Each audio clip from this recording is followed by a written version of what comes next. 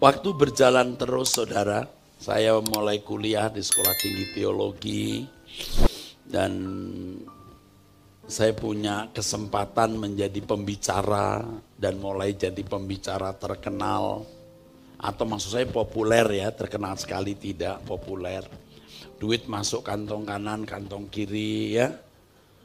Saya lupa Yerusalem baru. Saya lupa pulang ke rumah. Saya lupa Kanaan, saya lupa penderitaan masa muda. Dan itu masa-masa kelam, saudara, masa-masa kelam. Tuhan pukul, ya, Tuhan hajar saya, saudara, dengan pencobaan, kesulitan. Tuhan beri saya penglihatan, Tuhan tegur. Saya berhenti berkhotbah 3 bulan. Saya harus bertobat dulu, withdraw, retreat, mundur, dan seterusnya. Mulai dibaharui. Masih belum kapok juga. Karena uang itu membuat kita bisa lupa diri. Kehormatan itu bisa membuat kita lupa diri. Tahun 2001 saya jatuh sakit. Pak Mas mendampingi juga di rumah sakit. Yang dokter berkata, kalau bukan mujizat tidak bisa hidup. Karena usus buntu sudah pecah hampir kena paru-paru. Dokter yang bilang loh, hanya mujizat. Mungkin Pak Apo masih ingat mereka bergandengan tangan nangis itu ya, para pengurus.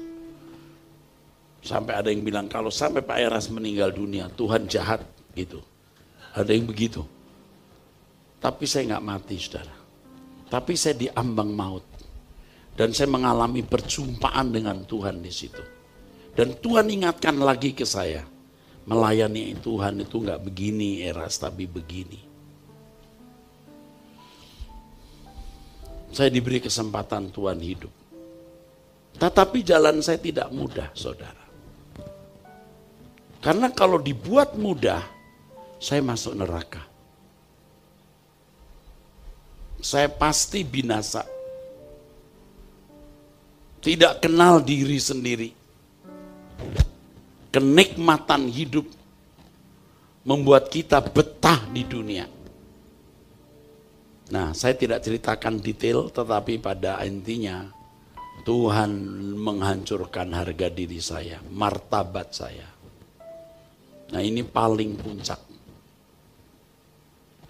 Harga diri, martabat, nama baik. Luar biasa. Tetapi itulah cara Tuhan mau membunuh setiap virus. Virus yang masih hidup. Ibarat kebakaran sepertinya sudah padam, tapi ada seperti api yang belum padam sama sekali, yang itu berpotensi untuk bisa terjadinya kebakaran berikut. Harus dipadamkan. Kalau virus harus dimatikan.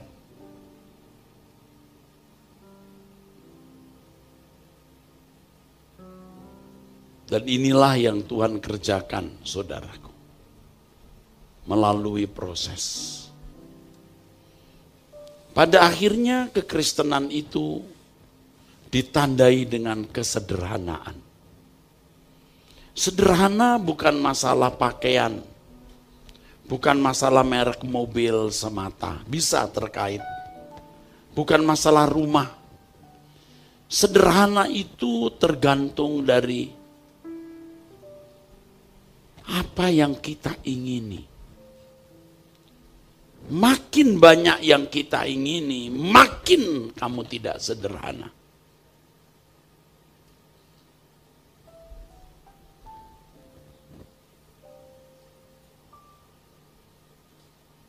Tuhan memberikan keinginan, betul. Tuhan menaruh hasrat di dalam hati kita, betul.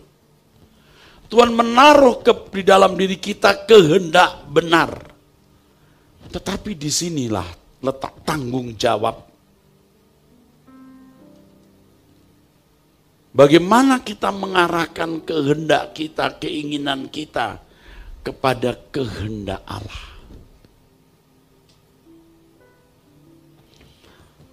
Saudara tahu doa Tuhan Yesus yang luar biasa di puncak penderitaannya di Taman Getsemani.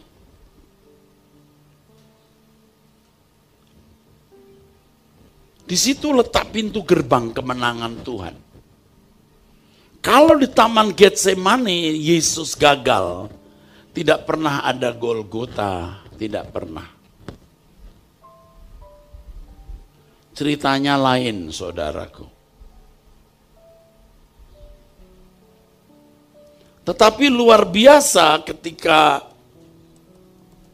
dalam pergumulan doa itu, saudara, Tuhan mengatakan kalimat yang itu menjadi irama hidup, bukan hanya kata, bukan hanya sebuah kalimat di dalam doa kita, tapi kalimat kehidupan. Bukan kehendakku yang jadi, tetapi kehendakmu lah.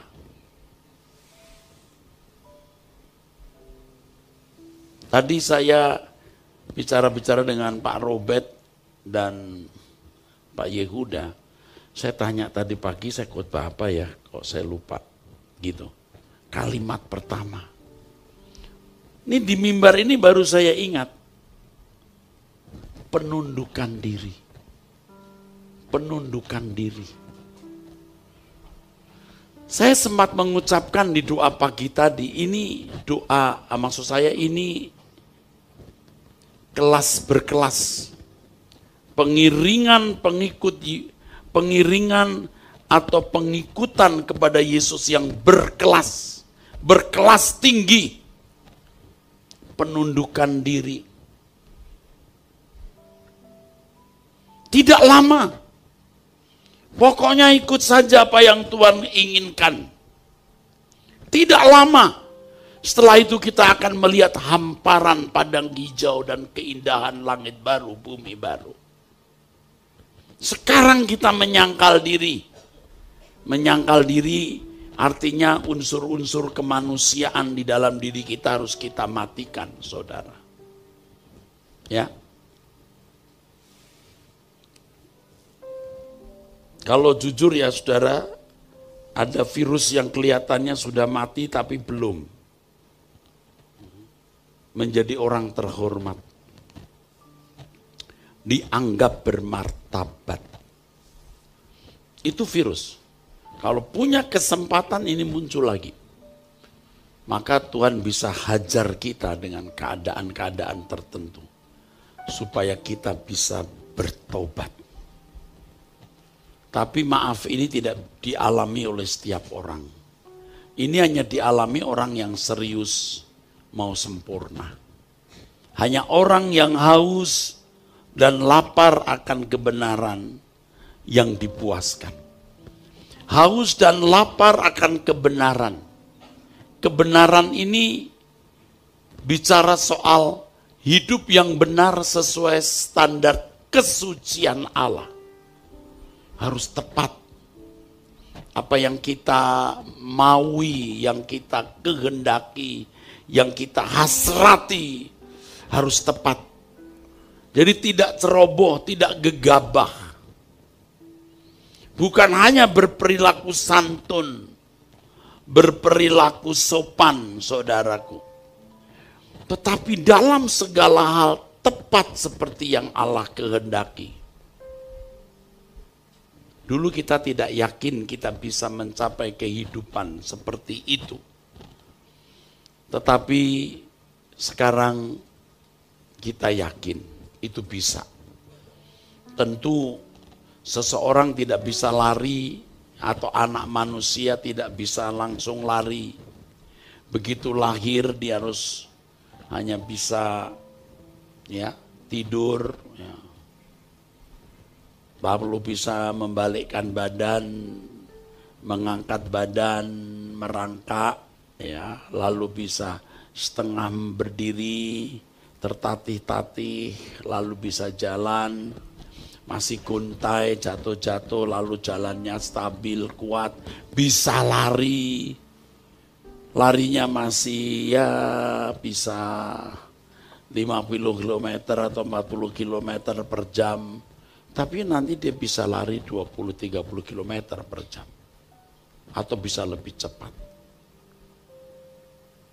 Nah, saudara-saudara, harus memiliki ambisi, memiliki tekad. Bagaimana tekad ambisi itu bisa membara di hati kita? Sederhana. Sederhana. Mengapa orang kaya sukar masuk surga? Karena dengan uang ini berpotensi menimbulkan, membangkitkan, mengadakan hasrat. Saya tidak katakan salah Anda beli mobil, punya rumah besar. Kalau itu bagianmu dan Tuhan senang Anda memilikinya, tidak apa-apa. Tapi kalau bukan kehendak Tuhan, jangan. Jangan. Memang kedengarannya ini konyol, tapi ini indah sekali, hidup yang berkelas. Anda baru bisa mengerti apa artinya asik dengan Tuhan. Asik dengan Tuhan. Apapun kondisi hidup saudara saat ini, apapun keadaan saudara hari ini, asiklah dengan Tuhan. Jadi irama hidupmu seperti yang dikatakan Tuhan Yesus di Taman Getsemani itu, saudara. Ya, di dalam Matius pasal 26 di ayat yang ke-38 39, di ayat 38. Ayo kita lihat. Lalu kata Yesus kepada murid-muridnya yang bersama dia, hatiku sangat sedih, seperti mau mati rasanya. Nggak gampang loh tunduk kepada Bapa. Tinggallah di sini dan berjaga-jagalah dengan aku. Tidak mudah untuk tunduk kepada Bapa. Tidak mudah. Yesus sendiri berkata, mau mati rasanya. Sedih, mau mati rasanya. Jadi setengah putus asa atau sudah putus asa. Hanya tidak sampai puncak. Nah, dari doanya kita bisa meraba betapa berat perjuangan Tuhan Yesus.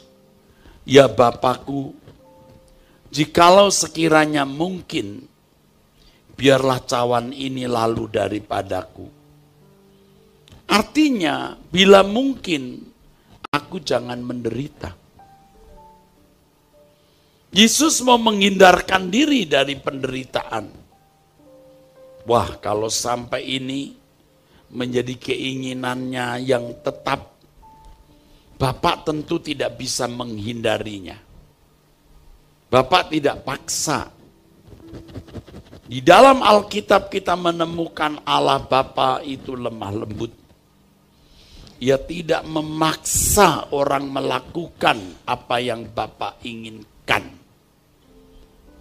Ya Bapa, jikalau sekiranya mungkin biarlah cawan ini lalu daripadaku. Koma, waduh, bukan titik. Kalau titik, mampus kita semua. Binasa, tidak ada jalan keluar untuk penyelamatan kita. Sebab dia satu-satunya juru selamat yang memikul dosa kita di kayu salib. Ya, ingat kalimat ini. Jadi kalau ada orang berkata, Pak Eras tidak percaya juru selamat, itu jahat sekali. Dan nanti di pengadilan Tuhan akan ketahuan siapa yang buat itu, yang potong video itu. Sekarang kita nggak usah cari-cari, biar Tuhan yang nyari sendiri. Saya boleh menyimpang nggak? Saya kasih tahu satu rahasia. Mau dengar nggak, saudara? Bagaimana Tuhan melawan musuhmu atau melawan orang yang memusuhi kamu. Yang pertama, catat ya dalam hatimu, 1, hidup suci. Hidup suci. 2, lakukan pekerjaan Tuhan. Ya, pekerjaan Tuhan tidak harus di gereja. Saudara menolong orang, ya.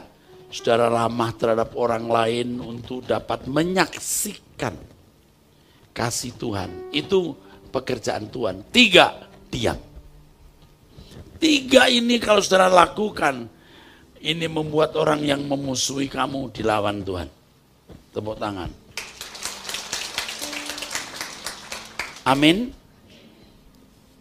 Jadi jangan melawan mertua. Ini bukan bermaksud mencelakai mertua ya.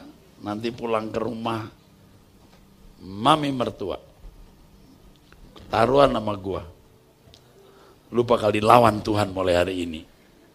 Itu namanya namanya saudara ya bikin masalah sendiri, enggak boleh. Ya, hidup suci termasuk mengasihi musuh. Jadi kalau kita dilukai kan sakit banget tuh. Aduh, ini orang kok jahat banget sih. Sampai di seluruh dunia ya. Orang mendengar Erastus pendeta yang menolak Yesus juru selamat. Dia berhenti jadi Kristen deh kalau kita menolak Yesus sebagai juru selamat. Bener-bener, aduh ampun deh.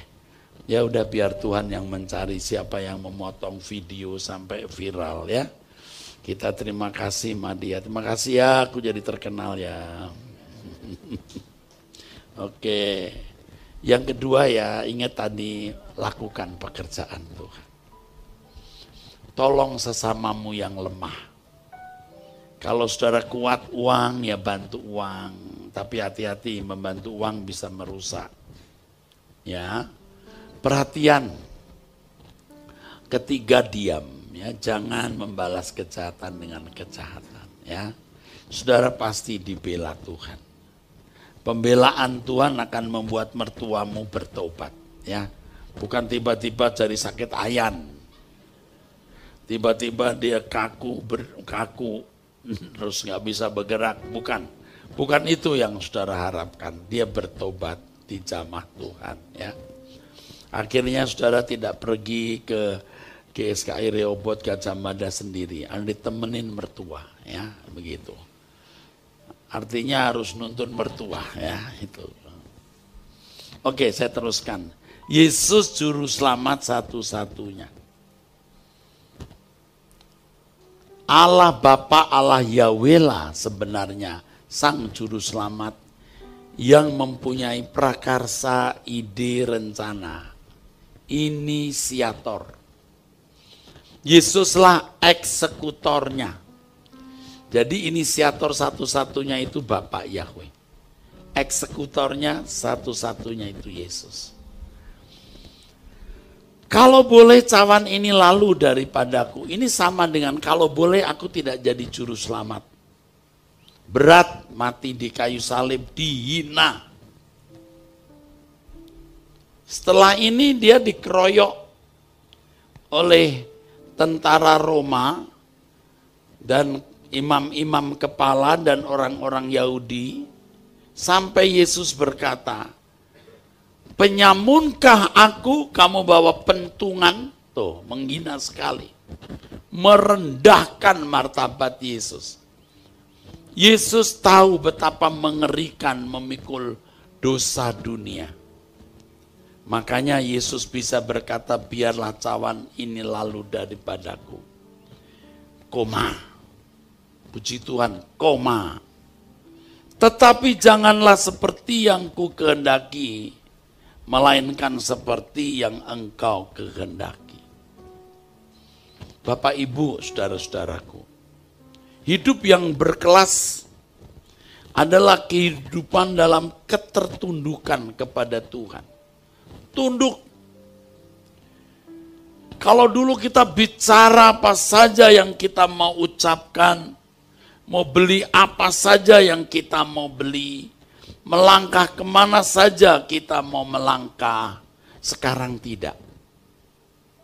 Kita selalu mempertimbangkan, ini menuruti, ini seturut kehendak Allah atau tidak.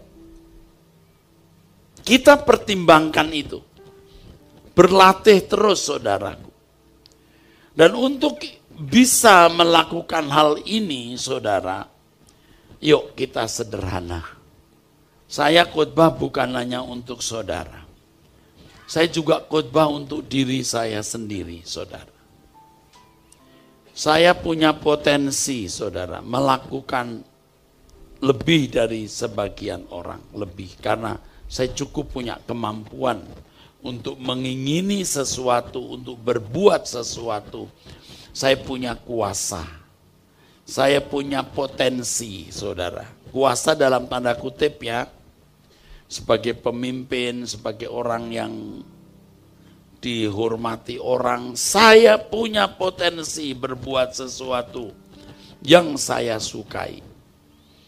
Tetapi saya memilih untuk mencari kehendak Allah, menuruti kehendak Tuhan. Ini yang saya doakan tadi pagi. Saya berdoa, Tuhan saya mau khotbah apa khususnya di Gajah Mada. Langsung di bayangan saya muncul wajah saudara yang polos-polos. Ini kalau Gajah Mada itu wajahnya polos-polos ya, pokoknya los. Gajah Mada ini polos-polos saudaraku, polos-polos ya, tulus-tulus gitu. Aduh, lalu saya berdoa, Tuhan apa yang harus saya sampaikan. Lalu muncul di hati saya suara, ajar mereka untuk hidup sederhana. Ya Tuhan, mereka sudah sederhana. Kurang sederhana apa Tuhan? Oh, keadaan kurang uang bukan berarti membuat saudara jadi sederhana. Ini banyak orang salah. Dia pikir, waduh dia miskin atau kurang uang atau ekonominya lemah jadi sederhana. Tadi saya katakan sederhana tidak bicara mengenai baju semata atau rumah atau mobil. Tetapi apakah hasratmu, keinginanmu, niatmu masih penuh? Maukah saudara mengosongkan pikiran hatimu? Ini pelajaran sederhana. Pagi bangun berdoa dan mulai bertanya apa yang harus kulakukan Tuhan. Pasti dong kerja, iya. Pasti dong cari duit, oke. Lalu dapat duit, lalu untuk apa? Nah, diperkarakan. Pasti dong untuk anak, untuk keluarga, itu udah pasti, saudara. Tetapi di luar hal prinsip, di luar hal utama yang menjadi tanggung jawab kita, jangan lakukan. Memberi nafkah keluarga itu pekerjaan Tuhan, saudaraku. Ya. Mencukupi kebutuhan rumah tangga bagi seorang bapak rumah tangga itu pekerjaan Tuhan. Jadi kalau ada orang tua, ada suami maksud saya, ada bapak yang tidak memperhatikan kebutuhan keluarganya, dia mencelakai dirinya karena dia melawan Allah. Ibu-ibu yang tidak ngurus anak, Anda melawan Tuhan. Karena anak-anak itu Tuhan percayakan kepadamu untuk kamu besarkan. Dan suatu hari mereka akan menjadi pelayan-pelayan Tuhan. Pelayan Tuhan tidak harus jadi pendeta. Pedagang, bisa guru, bisa praktisi hukum, lawyer, bisa menjadi dokter, bisa. Melayani sesama, menolong orang. Saudara yang menanam bibitnya, yang menyirami, lalu anak-anakmu jadi orang yang menolong sesama. Saudara punya saham besar di situ. Ibu-ibu harus ngurus anak. Saya tahu banyak masalah. Bisa masalah mertua, masalah suami, masalah ekonomi. Jangan kemudian ibu-ibu melampiaskan marahmu kepada anak. Dikit-dikit marah, dikit-dikit marah, dikit-dikit marah. Apalagi kalau anakmu mirip muka suamimu. Waduh, tambah enggak karu-karuan. Apalagi kalau sudah ditindas mertua. Hei, anak gadismu mirip popohnya. Sehingga kadang-kadang anak diomelin, dikit-dikit diomelin. Akhirnya tidak belajar rajin, gagal sekolah, pacaran sembarangan, hamil sebelum menikah. Wah, parah. Ibu-ibu yang menciptakan situasi itu. Jangan. Sederhana ya. Biar ekonomi lemah, sederhana. Udah menjadikan hidup kita sejahtera, saudara. Saya belajar. Tentu saya tidak perlu membuka semua pergumulan hidup saya satu persatu. Tetapi saya belajar, sungguh belajar. Jangan ingini apa yang Tuhan tidak kehendaki. Wah, proses saya berat sekali, saudara. Kenapa? Ya, karena saya harus berdiri di depan ya. Ini kalau ibarat perang, saya ini paling depan, saudara. Kalau hidup saya tidak benar itu korbannya di belakang saya itu, saudara-saudara. Saya nggak diurapi Tuhan. Waduh, saya nggak dipercayai Tuhan. Tidak dipercaya pegang uang. Waduh, mahasiswa yang jumlahnya sudah 1.600 ya, di Jakarta 1.192, semua hampir 1.200 Bu. Yang 3 kali makan, belum biaya sekolah. Saya harus hidup benar. Orang bisa percayai saya. Saya bisa membiayai mereka. Bukan cari nama. Aduh, saudara, kalau saya ingat begini, seandainya itu anak-anak saya, gimana anak kandung? Bayangkan, saudara. Relakah kita membuat mereka jadi orang-orang yang rusak? Begitu, saudara. Nah, kita bersyukur kita ada di gereja yang terus dilatih untuk mencari kebenaran dan hidup benar. Nurani saudara harus diasah. Saudara harus betul-betul hidup bergaul dengan Tuhan. Saudara bisa mendapat jawaban dari Tuhan. Saudara ke gereja ini gereja yang benar atau sesat. Mungkin di antara saudara ada yang dikata-katai ke gereja sesat. Sesatnya apa? Coba sesatnya apa? Tidak mau mendengar logos yang saya sampaikan seri 1 sampai 17, enak saja mencap sesat. Tapi tidak apa. Kita diam biar Tuhan yang nyari siapa yang menjadi pemotong video yang membuat kita dianggap sesat. Saudara sejahtera di sini? Amin. Puji Tuhan, saudara tetap setia dan saya akan tetap datang sebagai gembala senior saudara. Karena ini rumah kita, kita akan dukung terus saudaraku. Saudara harus hafal nomor rekening gereja ini. Saudara harus membantu. Harus mendukung. Ya, yang di rumah saudara mendukung. Ya. Percaya bahwa saya tidak ada urusan dengan uang di sini, Pak Daniel apa? Betul? Tidak pernah tahu urusan uang, tapi yang saya tahu sering kurang. Kalau kurang telepon saya, ya, bukan supaya saya dapat bagian, sama sekali tidak. Nah ini rekeningnya difoto dulu pakai apa namanya HP-nya, dukunglah. Juga sahabat-sahabat saya di dalam negeri, di luar negeri, percayalah gereja ini. Gereja yang Tuhan kehendaki hadir di daerah kota. Banyak ibu-ibu, encim-encim dan lain-lain ya. Yang kita semua hentar ke langit baru, bumi baru.